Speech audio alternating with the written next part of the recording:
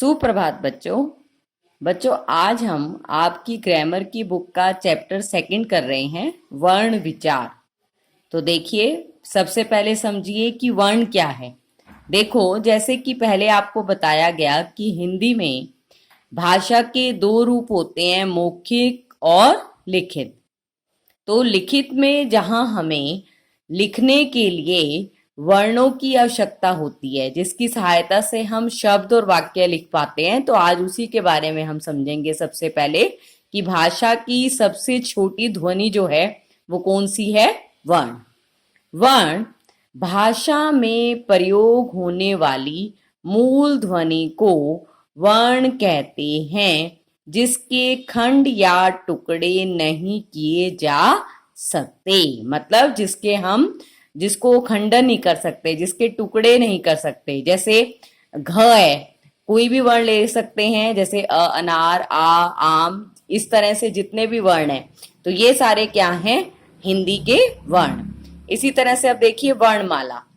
वर्णों के व्यवस्थित समूह को वर्णमाला कहते हैं। देखो बेटा, सीधी सी बात है कि कोई भी चीज अगर हम सीखते हैं तो उसके लिए हमें उसे सीरीज में समझना जरूरी हो जाता है। अब जैसे हमें पता है ए अनार है, तो उसके बाद आ आम है, आ आम है तो उसके बाद ई इमली है, ई इमली है तो उसके बाद ई ईख है। इस तरह क्या है? व्यवस्थित, मतलब उसको अरेंज किया गया है। तो वर्णों के व्यवस्थित समूह को क्या कहा गया? वर्णमाला कहा गया। जिस प्रकार माला में मोती होते हैं, उसी प्रकार वर्ण क्या है? माला के मोती हैं। तो जब उनको एक साथ समूह में बिठाया गया तो वो क्या बन गए? वर्णमाला। अब देखिए, वर्णमाला को समझिए कि वर्णमाला में कौन कौन से वर्ण आते हैं। देखो, सबसे पहले स्वर ए, आ, ई, उ, री, ए, आई, ओ, औ। ये जो 11 हैं, ये स्वर कहे जाते हैं। तो बेटा, इस तरह से आप देखें कि वर्णमाला में जो वर्ण हैं उनको हमने किस तरह से किस किस कैटेगरी में लिखा हुआ है। तो ये जो 11 हैं, ये क्या है? हमारे स्वर। अब देखिए अनुस्वार। अनुस्वार क्या है? जो आप अ के ऊपर शीश पे जो ये बिंदी लगी हुई है, जो न की बिंदी लगी हुई है, इसको क्या कहा जाता है? इस चिन्ह को क्या कहा गया है? अनुस्वार। इसी तरह जो विसर्ग, विसर्ग में क्या होता है? ह। उसमें अनुस्वार में न की साउंड है, तो इसमें ह की, ये जो दो बिंदियां लगी हुई हैं, इसको विसर्ग कहा जाता है। ये जिस वर्ण के पीछे लगाई जाती है उसमें ह की ध्वनि आती है, तो ये क्या है? विसर्ग। अब व्यंजन। जैसे वर्णमाला में हमने स्वरों को देखा, अब हम व्यंजन देखेंगे। तो व्यंजन में कौन कौन से आते हैं? क, ख, ग, घ, ण, च, छ, ज, झ, य, ट, ठ, ड, ढ, न, त, थ, द, ध, न, प, फ, ब, भ, म, य, र, ल, व, श, श, स, ह। तो बेटा, इसको ये समझो कि जो ये क वाली है पंक्ति, इसको हमने क्या बोला है? क्वर्ग। मतलब क में 5 ये वर्ण आए हैं, इसको हमने क्या बोला? क्वर्ग।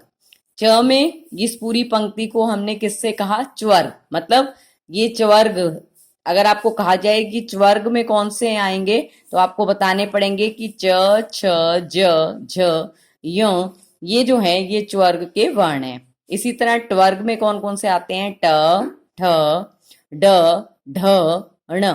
इन सब के नीचे हलंत लगी हुई है। इसका मतलब क्या है? कि ये स्वर रहित हैं। जब स्वर सहित होते हैं तो इसके साथ हलंत नहीं लगी होती, और जब स्वर रहित हैं तो स्वर रहित का मतलब जब अ इसके साथ नहीं जुड़ा हुआ, तो इसके नीचे हम क्या लगा रहे हैं? हलंत। ठीक है, आगे देखिए। तो इस तरह से ये टवर्ग को, ये त्वर्ग को और ये पवर्ग, इस वर्ग को सूचित कर रहा है ये। ठीक है, य, र, ल, व, ये हमारे अंतस्थ व्यंजन कहे जाते हैं, और श, श, स, ह ऊष्म व्यंजन कहे जाते हैं। अब संयुक्त अक्षर में देखो, श, त्र, ग, श्र। देखो बेटा, ये जो 4 वर्ण है ये संयुक्त अक्षर कहे जाते हैं। इसी तरह से आगत वर्ण में, आगत वर्ण में दो जो ये दिखाई दे रहा है आपको, जैसे आप देख रहे होंगे कि इसमें सिर्फ चांद का साइन है, बिंदु नहीं लगा हुआ। जो अनुनासिक होता है उसमें तो चांद बिंदु लगाते हैं ना, लेकिन ये आगत वर्ण है।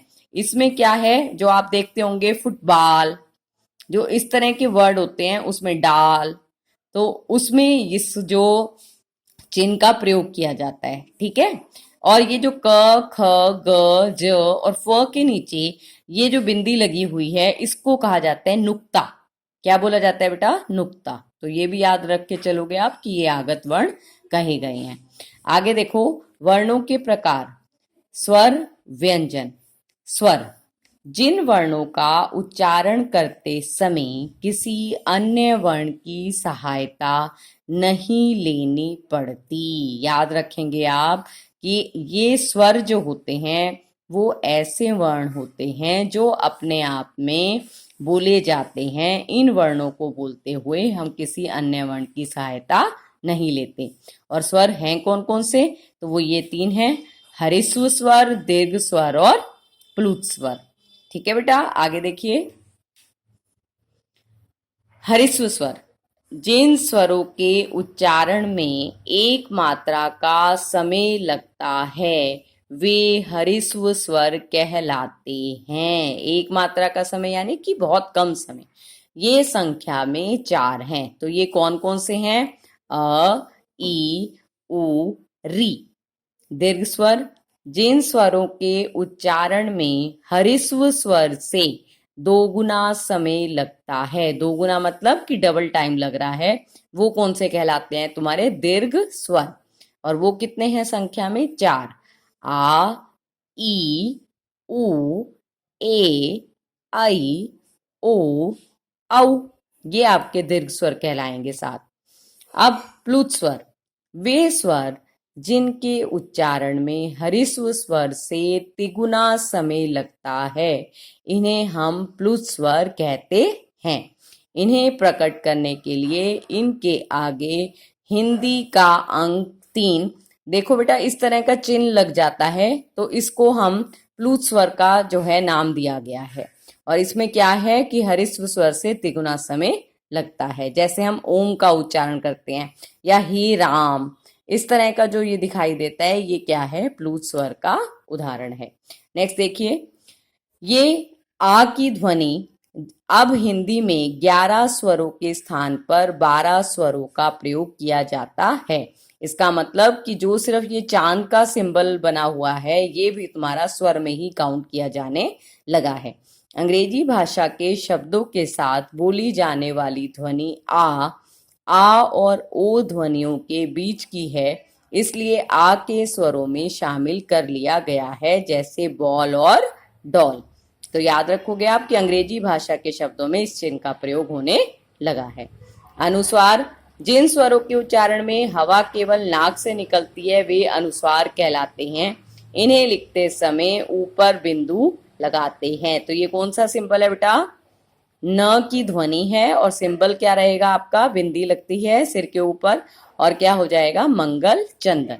अनुनासिक, जिन स्वरों के उच्चारण में हवा मुंह और नाक दोनों से निकलती है वे अनुनासिक कहलाते हैं। इन्हें लिखते समय ऊपर चंद्र बिंदु लगाते हैं, जैसे सांप।